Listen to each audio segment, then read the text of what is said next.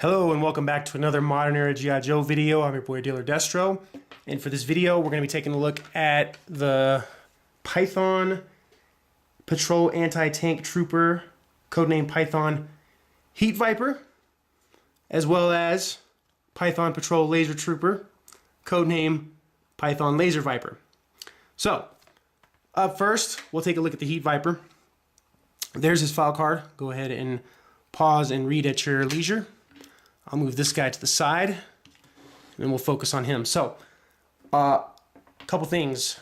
On the reveal, I didn't like the way this figure looked. Sorry, I had to get a drink of water here. Kind of dry out here in Colorado right now.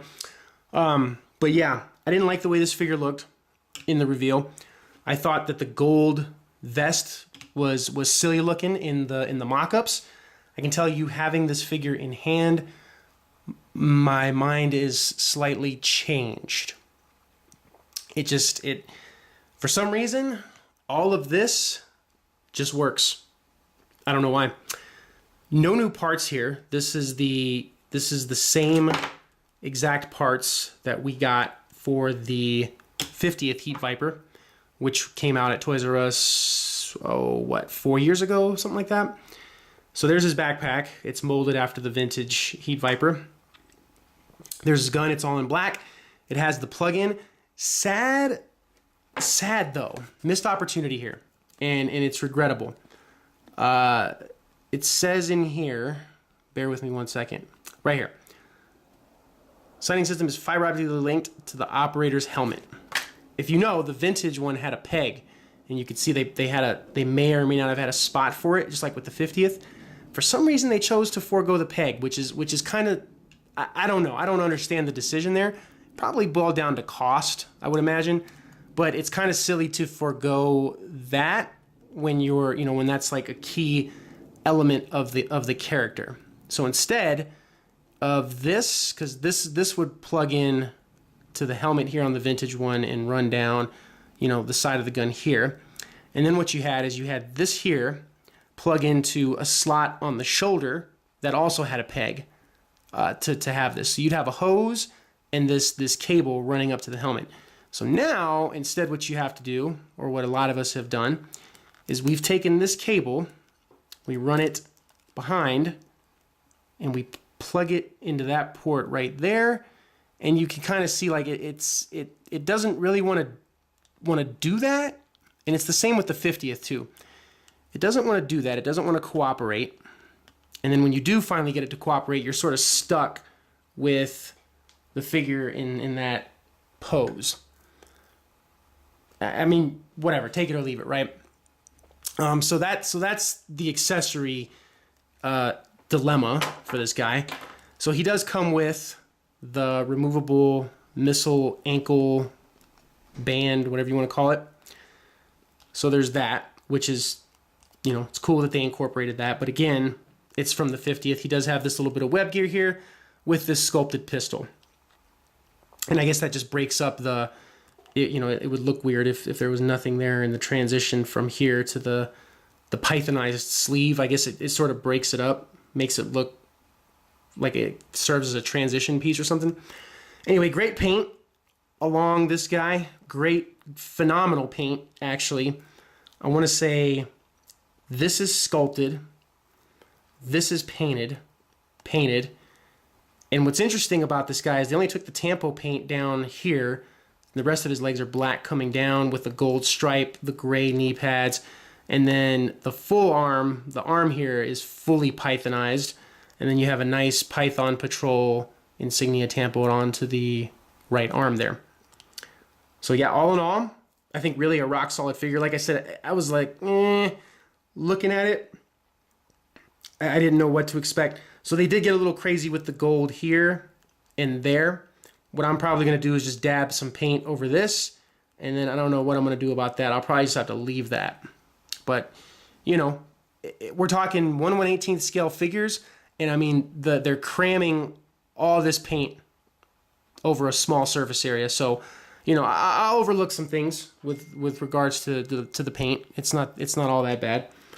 So yeah. So really rock solid figure. Really digging it. And the reason I chose to do these guys kind of in a pair is because from the file cards, it says that they sort of act in unison with one another. So they're a team. So regrettably, I didn't get as many of these guys as I did Laser Vipers. So I'm probably, you know, as funds permit, as budget allows, I'll probably be stockpiling a few more of these guys, maybe like 4 or 5 more of these guys. And, you know, I feel my Python shelf will be pretty rounded out after that. So yeah. So that's it for the H.E.A.T Viper. Strongly recommend him. I'll take this opportunity to cut, and then we'll be back for the Laser Viper portion of this video. Actually, real quick before we do that, here's a side-by-side comparison of the two. So here you have the 50th anniversary, and then you have the Python Patrol. And you see, near identical. Same use of parts, same exact use of parts. It's a 1-for-1. You can see the, oh, wait a minute. Yeah, it's still a 1-for-1 because they both have the sort of pouch right there on the upper leg. So yeah, it's a 1-for-1 use of parts, and that's the side-by-side of the 50th and of the Python Patrol. So now we'll move on to the Laser Viper section. All right, everybody, I'm back for the Laser Viper portion of this video, and a couple things about this guy. So one, there was a defect on all of them, which is just beyond disappointing. Before that, though, there's a file card. He looks like a ninja. I really like that they illuminated the centerpiece of his, you know, his chest piece there. So there's that. So pause and read that as you have a chance. Getting right into the figure, here's what I'll say. And this is what I don't understand about the club. So last year at the show, they nailed the execution of the figure, and they left off the weapons pack for some reason, and they gave him like this silly rifle with a long hose and a little, you know, one of these guns here. This year, and I guess we'll wait to talk about it. So yeah, so this is the figure. Comes with one of the Iron Grenadier teeny tiny blasters or Techno Viper web gear for this. Okay, so I'll set him down. Really lots of kudos on executing with the vintage accessory here. Sort of the dual laser pack, and these do swivel. Mine's are very tight, but they do swivel, which is awesome. These also go up and down. And then they have the hoses that plug in to the sides here. And what was weird was the pegs were facing in, and I don't know how that was on the vintage, but here's what I'll tell you. If you plan on having the hoses on, that ain't gonna work with them on the inside. So I swapped mine around to have the pegs face the outside. It's got the adjustable grip, so that way, you know, he can fire the lasers or target enemies, so the H.E.A.T Vipers can come in and mop them up. So there's that. So kudos on that. Now, getting into the downside, the bummer side of this guy, I guess. So all of them came with this great helmet, which was great paint apps on it, by the way. Phenomenal paint apps on this. The red is really good along the top. The black is solid, except no eyes. They forgot to paint the eyes on all of them. And it sucks because I procured mine through secondary market. And so I guess those individuals, if they're honest, when they get them, you know, I've already had a couple reach out to me and say they're going to send the heads. Really, you know, I'll probably just get around to painting them one of these days, or have the wife do it. More of like an inconvenience, and it sucks because, you know, what you pay for these figures, like, you shouldn't have to go in behind and tidy up, but it is what it is. So all in all, though, this guy has a lot of paint. So you've got the gold paint, gold straps, gold paint in the front, the silver middle piece on the harness here, the painted Cobra insignia there on the belt.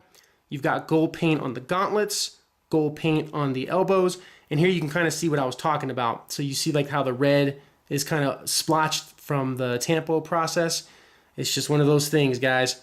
You've got a nice Python Patrol insignia tampoed onto the right arm, a running theme here with this set. The tampo paint application on the legs came out pretty clean on this one, all in all. Did get a little crazy on this knee pad right here. So that's it for paint-wise on this guy. Will he occupy a vehicle? Oh yeah, without a doubt. Without a doubt. Articulation on this guy is pretty much the same as last year's figure. It's the exact same use of parts as last year's figure. So yeah, so that's that. So one of the better troop builders. Now, I'm kind of ragging on it, the fact that they forgot to paint the eyes. But I mean, really, at the end of the day, this is how you're going to display your Laser Viper. I know this is how I'm going to display mine. I sure as heck ain't going to display them like that. I don't know what the point would be. I really don't. My son has an obsession with like helmets. Like if a guy has a helmet, he's got to be wearing the helmet. So I think that's kind of funny to see that.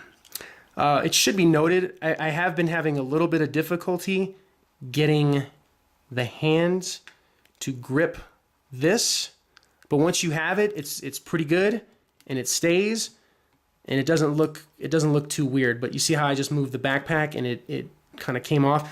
What I think I'm going to do is I think I'm just going to display them like that and have the arm just kind of up like that, up against the backpack. I mean, it's going to be on a shelf, so unless someone's coming in and looking with a magnifying glass, I don't think they'll really notice. All in all, a really rock-solid figure aside from the eyes not being painted. Do I recommend this figure? Yeah, absolutely. Especially if you're a fan of the sub-teams, or if, like I said, if you've made the investment and have purchased some of these show figures, these souvenir figures from the show, highly recommend that this is added to the collection, without a doubt. Without a doubt. So I'll be right back. We'll come back. We'll do a side-by-side stare and compare of last year's Laser Viper with him. And we'll wrap this up. Okay, so there he is with the 2017 Laser Viper. That was part of the 3-pack Troop Builders. And I was fortunate enough that my boy John had brought an extra set of these back from the show. So if you see here, they actually released the weapon pack for last year's figure, and that's what he looks like with it on there. And that's what they look like side by side in comparison. Both really rock solid troop builders. You know, I think if you haven't picked this guy up, you should as well. And then this is what they look like with the officer. Now the officer came with the plane, the vehicle offering at last year's show, but that's all three of the figures right there, and that's what they look like side by side. So I hope you found this video informative. If you like what you see, please subscribe. For those that have already subscribed and continue to tune in, I really appreciate your guys' support. I see the new subs coming in daily, so really that's really encouraging and keeps me motivated to keep cranking these videos out. So until next time, I hope y'all take care, and we will catch y'all on the flip side. Happy 4th of July.